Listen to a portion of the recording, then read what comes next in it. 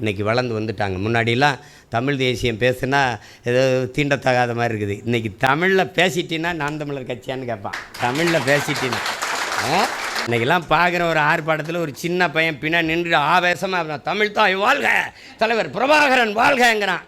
சரி, 2 பிள்ளையை நான் பார்க்குறேன். இந்த பாராளுமன்ற தேர்தலில் பச்சை பிள்ளை 2 பிள்ளை, நான் கூட அந்த என்னுடைய தனிப்படத்தில் வச்சுருந்தேன், இந்த ஸ்டேட்டஸில் வச்சுருந்த 2 பிள்ளைய அந்த கொடியை இப்படி பிடிச்சிக்கிச்சு, துண்டறிக்கை பிடிச்சி சின்ன தங்கச்சி அது 2 பிடிச்சிக்கிட்டு தெருவில் வருது. எனக்கு என்ன தோணும், இவங்களுக்காகவாது போராடி தாகணும்டா, வெல்லணும்டா அப்படின்னு.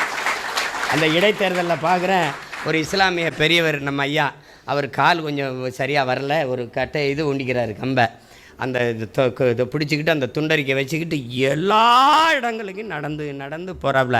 அவரை பார்க்கும்போதே அவர் கால் தான் தள்ளாடுது, தமிழ் தேசிய அரசியல் தள்ளாடலை, நம்ம எப்படியாவது வெல்லணும்னு வருது.